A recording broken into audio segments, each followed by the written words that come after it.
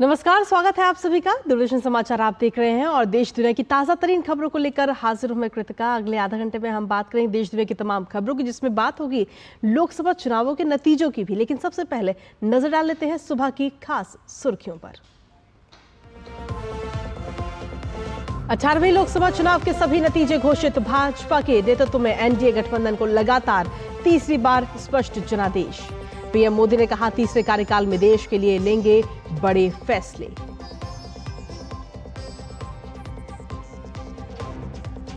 लोकसभा चुनाव में भाजपा की सफलता पर प्रधानमंत्री मोदी को विदेशों से बधाई संदेश मिलना जारी। इटली, नेपाल, भूटान, श्रीलंका, मालदीव समेत कई देशों के राष्ट्राध्यक्षों ने दी बधाई।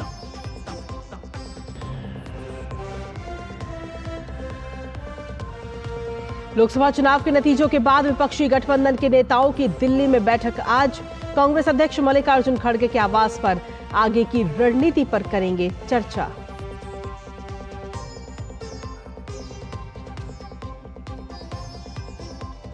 ओडिशा में पहली बार खिला कमल। नवीन पटनायक का 24 साल का राज खत्म कर भाजपा ने 78 सीटों के साथ राज्य में हासिल किया पूर्ण बहुमत। आंध्र प्रदेश में टीडीपी के नेतृत्व में एनडीए गठबंधन को 175 में से मिली 164 सीट। नायडू ने पीएम को दी बधाई।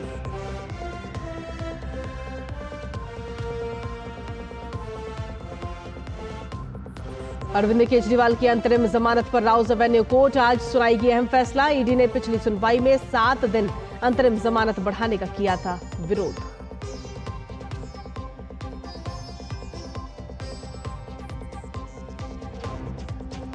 दुनिया भर में मनाया जा रहा विश्व पर्यावरण दिवस। हमारी भूमि थीम के साथ भूमि बहाली, मरुस्थलीकरण को रोकने और सूखे के लचीलेपन के निर्माण पर केंद्रित।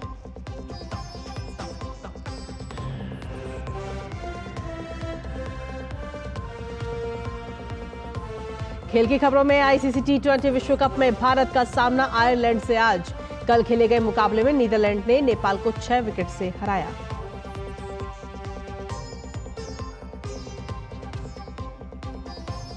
और रोहन बोपन्ना और मैथ्यू एबडन की जोड़ी आज फ्रेंच ओपन के सेमीफाइनल में पहुंचने के इरादे से उतरेगी कोर्ट पर। वहीं चोट की वजह से नोवाक जोकोविच ने क्वार्टर फाइनल से नाम लिया वापस।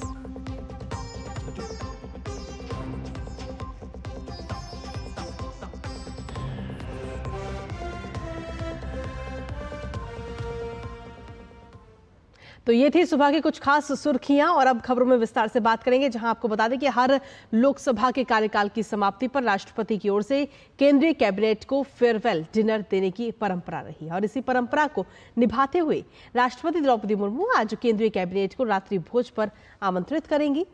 आपको बता दें कि लोकसभा चुनाव 2024 के नतीजों की घोषणा के बाद नई सरकार का गठन 16 जून से पहले होना है, क्योंकि 17वीं लोकसभा का कार्यकाल 16 जून 2024 को पूरा हो रहा है। साथ ही इस बार लोकसभा चुनाव 7 चरणों में संपन्न हुआ है, जिसकी घोषणा निर्वाचन आयोग ने 16 मार्च को की थी। पहले चरण की शुरुआत 19 अप्रैल से हुई और अंतिम चरण का मतदान 1 जून को हुआ है।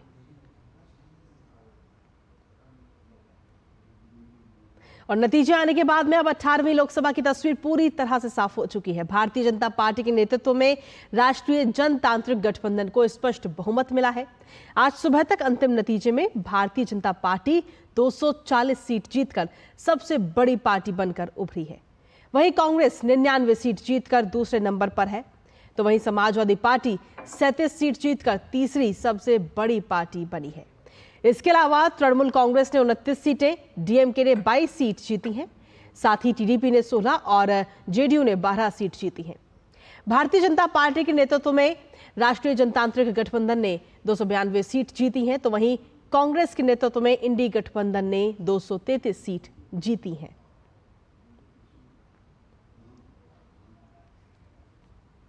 लोकसभा चुनाव में लगातार तीसरी बार एनडीए को बड़ा जनादेश मिलने के बाद प्रधानमंत्री नरेंद्र मोदी बीते कल नई दिल्ली स्थित भाजपा मुख्यालय में जोरदार स्वागत हुआ। हजारों कार्यकर्ताओं ने प्रधानमंत्री का दिल खोलकर अभिनंदन किया। कार्यकर्ताओं ने प्रधानमंत्री मोदी पर फूलों की बरसात कर दी। साथ ही प्रधानमंत्री ने सभी कार्यकर्ताओं का अभिवादन भी व्यक्त किया। प्रधानमंत्री ने भाजपा मुख्यालय में जीत का जश्न मनाने के लिए जुटे पार्टी कार्यकर्ताओं को संबोधित किया। पीएम ने एनडीए की लगातार तीसरी जीत को देश की जीत बताया। प्रधानमंत्री ने कहा कि ये विजय दुनिया के सबसे बड़े लोकतंत्र की जीत है और ये भारतीय संविधान पर अटूट निष्ठा की भी जीत है।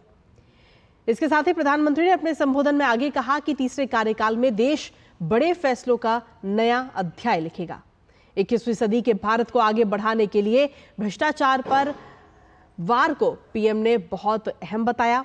प्रधानमंत्री ने एनडीए के तीसरे कार्यकाल में हर तरह के भ्रष्टाचार को उखाड़ फेंकने का भी संकल्प दोहराया। हमारे विरोधी एकजुट होकर भी उतनी सीटें नहीं जीत पाए जितनी इस लोकसभा चुनाव में अकेली बीजेपी ने जीती है।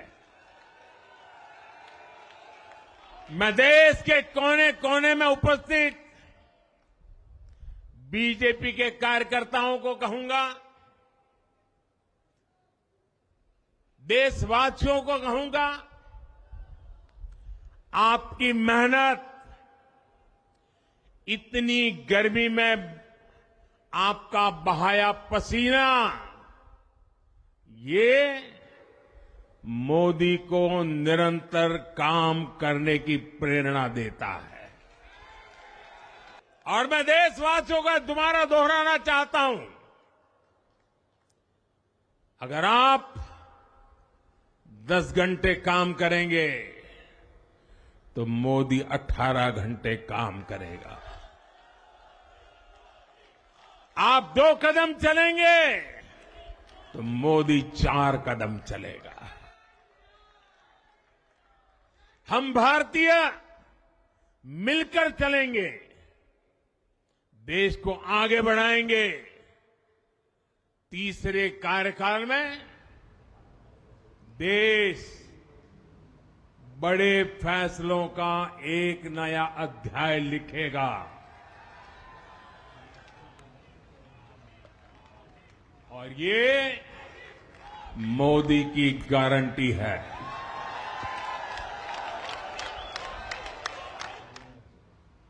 और वहीं भारतीय जनता पार्टी के अध्यक्ष जेपी नड्डा ने बीजेपी और एनडीए के कार्यकर्ताओं का आभार जताया। उन्होंने अपने संबोधन में कहा कि पिछले कई महीनों से अथक प्रयास का परिणाम साकार हुआ है। मैं आज सभी एनडीए के साथी दल और भारतीय जनता पार्टी के कार्यकर्ता, जिन्होंने अथक प्रयास के साथ पीछे कई महीनों से अथक प्रयास किया और एनडीए को जो जीत दिलाई है, उसके लिए मैं साथी दलों का और हमारे कार्यकर्ताओं का और साथी दलों के कार्यकर्ताओं का भी हार्दिक धन्यवाद देता हूं और उनका भी मैं अभिनंदन करता हूं। और वहीं भाजपा अध्यक्ष जेपी नड्डा ने देश के तमाम मतदाताओं का भी आभार जताया, जिन्होंने पीएम मोदी के नेतृत्व में एक बार फिर अपना आशीर्वाद दिया है।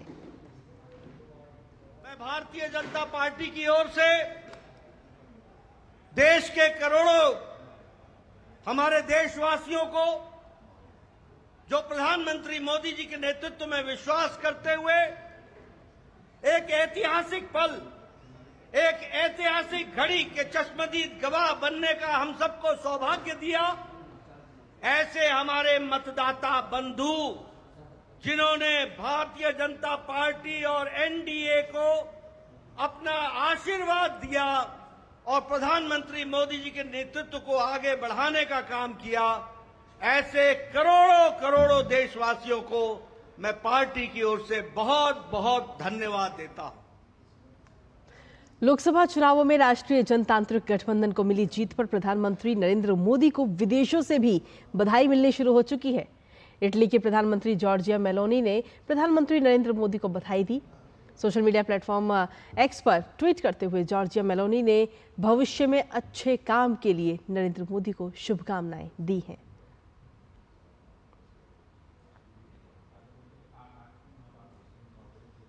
और इसके अलावा मॉरिशस के प्रधानमंत्री प्रविंद कुमार जुगनाथ ने भी बधाई दी है। अपने बधाई संदेश में उन्होंने लिखा कि प्रधानमंत्री मोदी जी को ऐतिहासिक तीसरे कार्यकाल के लिए आपकी प्रशंसनीय जीत पर बधाई। आपके नेतृत्व में सबसे बड़ा लोकतंत्र उल्लेखनीय प्रगति हासिल करना जारी रखेगा। मॉरिशस भारत विशेष संबंध अमर रहे।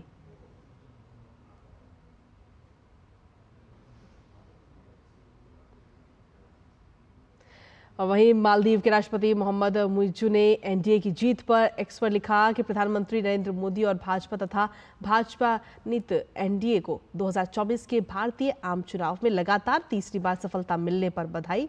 मैं दोनों देशों के लिए साझा समृद्धि और स्थिरता की खोज में हमारे साझा हितों को आगे बढ़ाने के लिए मिलकर काम करने की आशा करता हूं। वहीं भूटान के प्रधानमंत्री शेरिंग तोब्गे ने एक्स पर बधाई देते हुए लिखा कि दुनिया के सबसे बड़े चुनावों में लगातार तीसरी बार ऐतिहासिक जीत के लिए मेरे मित्र प्रधानमंत्री नरेंद्र मोदी जी और एनडीए को बधाई। जैसा कि वो भारत को नई ऊंचाइयों पर ले जा रहे हैं, मैं दोनों देशों के बीच संबंधों को और मजबूत करने के लिए उनके साथ मिलकर काम करने के लिए उत्सुक हूं। इसके अलावा नेपाल के प्रधानमंत्री पुष्पकमल दाहाल प्रचंड ने लोकसभा चुनाव में भाजपा और एनडीए की जीत पर प्रधानमंत्री नरेंद्र मोदी को बधाई दी। उन्होंने सोशल मीडिया प्लेटफॉर्म एक्स पर लिखा कि लोकसभा चुनाव में बीजेपी और एनडीए की लगातार तीसरी बार चुनावी सफलता पर प्रधानमंत्री नरेंद्र मोदी को बधाई। दुनिया की सबसे बड़ी लोकतांत्रिक प्रक्रिया में सफल समापन और भारत के लोगों की उत्साहपूर्ण भागीदारी पर खुशी है। श्रीलंका के राष्ट्रपति रानिल विक्रमसिंघे ने एनडीए की जीत पर भाजपा और एनडीए को बधाई दी है। उन्होंने सोशल मीडिया प्लेटफॉर्म एक्स पर बधाई संदेश लिखा और जिसमें उन्होंने कहा कि मैं भारतीय जनता पार्टी के नेतृत्व वाली एनडीए को उसकी जीत पर हार्दिक बधाई देता हूं। ये जीत प्रधानमंत्री नरेंद्र मोदी के नेतृत्व में प्रगति और समृद्धि में भारतीय लोगों के विश्वास को दर्शाता है। निकटतम पड़ोसी के रूप में श्रीलंका भारत के साथ साझेदारी को और मजबूत करने के लिए तत्पर है। 2024 के लोकसभा चुनाव में एनडीए ने बहुमत का आंकड़ा तो पार कर लिया, लेकिन बीते 2 लोकसभा चुनाव में करारी हार का सामना करने वाली कांग्रेस ने इस बार कई राज्यों में जोरदार लड़ाई पेश की है। कांग्रेस अपने प्रदर्शन में सुधार करते हुए सीटों के आंकड़े को दोगुना करने में भी कामयाब रही है। चुनाव से पहले बने विपक्षी गठबंधन ने खासकर उत्तर प्रदेश, महाराष्ट्र, तमिलनाडु, हरियाणा और राजस्थान में शानदार प्रदर्शन किया। फिर भी कांग्रेस गठबंधन बहुमत के आंकड़े से दूर है। नतीजों के बाद विपक्षी गठबंधन के नेताओं की आज नई दिल्ली में कांग्रेस अध्यक्ष मल्लिकार्जुन खड़गे के आवास पर बैठक होनी है और इस बैठक में गठबंधन के नेता आगे की रणनीति पर चर्चा करेंगे।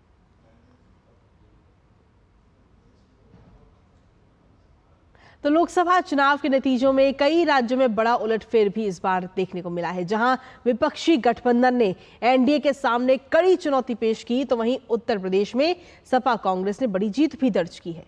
तो महाराष्ट्र में महाविकास अघाड़ी ने भी शानदार प्रदर्शन किया। राजस्थान और हरियाणा में भी कांग्रेस ने आंकड़ों में काफी सुधार किया है। आइए आपको दिखाते हैं इसी पर आधारित ये खास रिपोर्ट।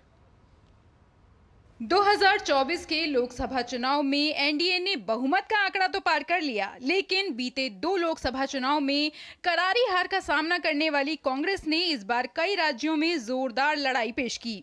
साथ ही अपने प्रदर्शन में सुधार करते हुए सीटों के आंकड़े को दोगुना करने में भी कामयाब रही। चुनाव से पहले बने इंडी गठबंधन ने खासकर उत्तर प्रदेश, महाराष्ट्र, तमिलनाडु, हरियाणा और राजस्थान में शानदार प्रदर्शन किया। फिर भी इंडी गठबंधन बहुमत के आंकड़े से दूर रहा। कांग्रेस अध्यक्ष मल्लिकार्जुन खड़गे ने चुनाव नतीजों को जनता की जीत बताया और कांग्रेस की मजबूत स्थिति के लिए राहुल गांधी की भारत जोड़ो यात्रा को श्रेय दिया। राहुल गांधी जी की दोनों यात्राएं, भारत जोड़ो यात्रा और भारत जोड़ो न्याय यात्रा के दौरान लाखों करोड़ों लोगों को मिलना, लोगों की समस्याओं को सुनना और आगे चलकर उन समस्याओं का हल ढूंढना हमारे कैंपेन का आधार बना।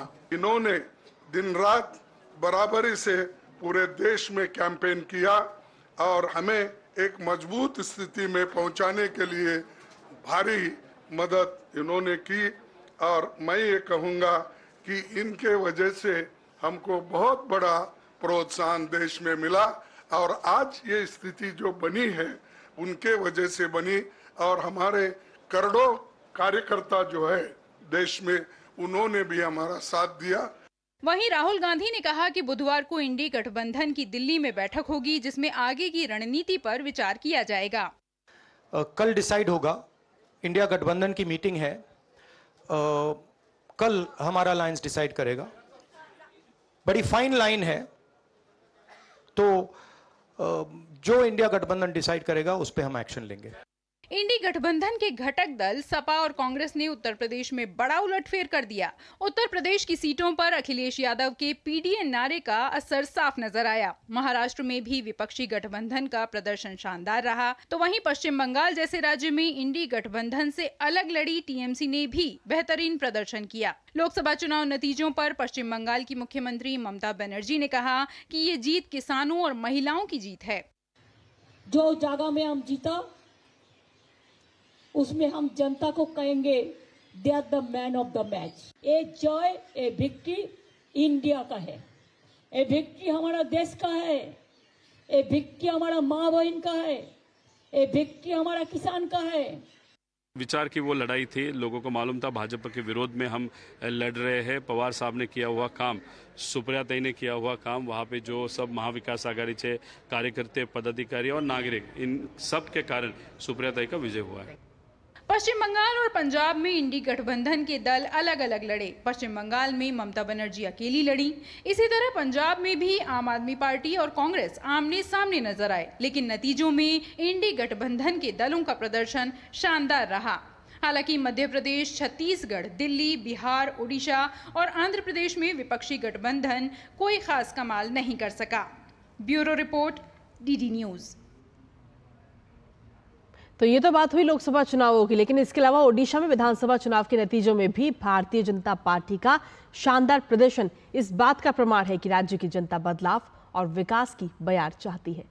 बीते कल मिले जनादेश से ये साफ है कि ओडिशा में भाजपा सरकार बनाएगी, और वहीं जिस तरह 2 दशक से ज्यादा सत्ता पर काबिज बीजेडी को जनता ने सत्ता से बेदखल किया है, उससे साफ है कि लोकतंत्र में जनता सर्वोपरि है।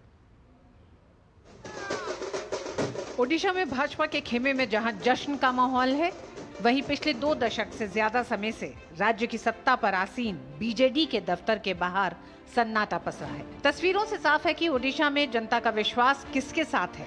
ओडिशा में अपने किले को बचाने में असफल रही बीजेडी को बड़ा झटका लगा है। वहीं भारतीय जनता पार्टी के बेहतरीन प्रदर्शन से ये साफ है कि ओडिशा में केंद्र सरकार की योजनाओं और पीएम की छवि का खासा असर रहा। वहीं ओडिशा में बीजेपी की जीत के पीछे प्रधानमंत्री की धुआंधार रैलियों को बड़ी वजह माना जा रहा है।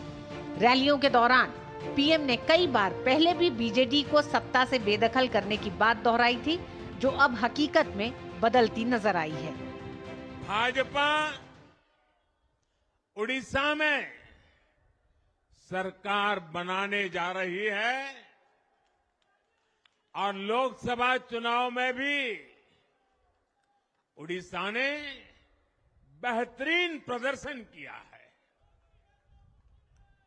ये पहली बार होगा जब महाप्रभु जगन्नाथ की धरती पर बीजेपी का मुख्यमंत्री होगा। वहीं 2.5 दशक के बाद बीजेडी को सत्ता से बेदखल करने के बाद ओडिशा में भाजपा के कार्यकर्ताओं में जश्न का माहौल है। मैं महाप्रभु श्री जगन्नाथ की चरण पे नतमस्तक होके इस प्रकार की आशीर्वाद को बड़े भावुकता के साथ स्वीकार करता हूं।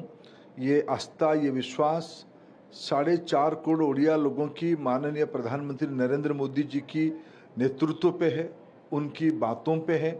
उन्होंने खुद सामने से उड़ीसा की जनता को निवेदन किया था, अब एक बार हमें सेवा का अवसर दीजिए, हम उड़ीसा को देश की 1 नंबर राज्य करके स्थापित करेंगे। हम लोग इलेक्शन से पहले ही जान गए थे कि उड़ीसा का मूड परिवर्तन के लिए जा रहा है और भारतीय जनता पार्टी के ऊपर आस्था विश्वास लोगों का है। और प्रधानमंत्री मोदी जी जब आके इलेक्शन रैलीज में यहाँ पर सरकार होगा जो बोल दिए थे, तो उसमें प्रधानमंत्री जी के लिए भी बहुत आस्था है उड़ीसा वासी के लिए, तो ये कोई सरप्राइजिंग नहीं था। भारतीय जनता पार्टी के कार्यकर्ता जी जान लगा के उड़ीसा में काम किए हैं। प्रधानमंत्री नरेंद्र मोदी का उड़ीसा आना, केंद्र का बहुत सारा नेताओं का उड़ीसा आना, उड़ीसा के नेताओं का हर एरिया को दौरा करना आज ये रंग लाने की स्थिति में आके पहुंचा हुआ है। ओडिशा में 20 साल से ज्यादा सत्ता में काबिज नवीन पटनायक के हाथ से जिस तरह से सत्ता खिसकी है, उससे ये साफ है कि लोकतंत्र में असली निर्णय जनता ही करती है। Bureau report, DD news. और ओडिशा के बाद अब बात कर लेते हैं आंध्र प्रदेश की, क्योंकि दक्षिण भारतीय राज्य आंध्र प्रदेश में भी एनडीए सरकार को एक तरफा जनादेश हासिल हुआ है, जिसके बाद वाईएसआर कांग्रेस पार्टी को सत्ता से बेदखल कर एक बार फिर टीडीपी का सत्ता में लौटने का रास्ता भी साफ हो गया। ये आपको दिखाते हैं ये रिपोर्ट। आंध्र प्रदेश में विधानसभा की 175 सीटों पर नतीजों में जिस तरह एनडीए को एक तरफा जनादेश मिला है, उससे साफ है कि इस प्रदेश की जनता अपने पसंदीदा दल को चुनने में जरा भी संशय में नहीं रही। मतगणना से पहले एनडीए और वाईएसआर-सीपी पार्टी के बीच कड़े मुकाबले का जो अनुमान लगाया जा रहा था, उसे भी एक तरफा आए नतीजों ने पूरी तरह नकार दिया। एक बार फिर सत्ता में वापसी करती टीडीपी में जश्न का माहौल है। Our priority is to protect the state of Andhra Pradesh and to continue in its existence in the country.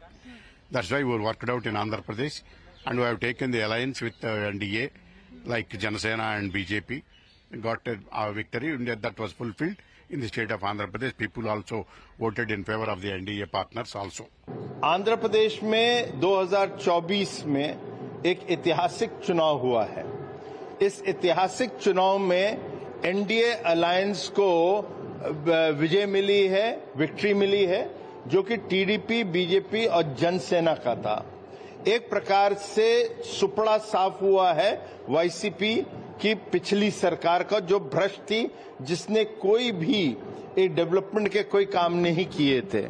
और आंध्र की जनता को बहुत बहुत बधाई देता हूं, उनका धन्यवाद देता हूं कि उन्होंने एनडीए को चुना और साथ ही साथ एक डबल इंजन सरकार का भी उन्होंने एक फायदा लेने का निर्णय किया। प्रधानमंत्री नरेंद्र मोदी और केंद्रीय गृह मंत्री अमित शाह ने विधानसभा चुनाव में प्रदर्शन को लेकर टीडीपी प्रमुख एन चंद्रबाबू नायडू को फोन कर बधाई दी। आंध्र प्रदेश विधानसभा चुनाव में एनडीए को मिले बहुमत पर प्रधानमंत्री नरेंद्र मोदी ने बधाई देते हुए सोशल मीडिया प्लेटफॉर्म एक्स पर लिखा, आंध्र प्रदेश ने एनडीए को असाधारण जनादेश दिया है। मैं राज्य की जनता को उनके आशीर्वाद के लिए धन्यवाद देता हूँ। मैं चंद्रबाबू नायडू गारू, पवन कल्याण गारू और टीडीपी, जनसेना पार्टी और आंध्र प्रदेश भाजपा के कार्यकर्ताओं को इस जोरदार जीत के लिए बधाई देता हूं। हम आंध्र प्रदेश की सर्वांगीण प्रगति के लिए काम करेंगे और ये सुनिश्चित करेंगे कि आने वाले समय में राज्य की समृद्धि हो। आंध्र प्रदेश में पिछले यानी 2019 के विधानसभा चुनाव में जिस वाईएसआर कांग्रेस पार्टी ने 175 में से 151 सीटों पर एक तरफा जीत दर्ज की थी, वहीं इस चुनाव में बेहद निराशाजनक प्रदर्शन के बाद अब जनादेश को स्वीकारते हुए जगन मोहन रेड्डी ने मुख्यमंत्री पद से इस्तीफा दे दिया है। Bureau report, DD news. और इसी के साथ फिलहाल मेरे साथ इस बुलेटिन में इतना ही। ब्रेक के उस पर देखिए हमारा खास कार्यक्रम नया सवेरा मेरे और सहयोगी गौरव श्रीवास्तव के साथ। नमस्कार।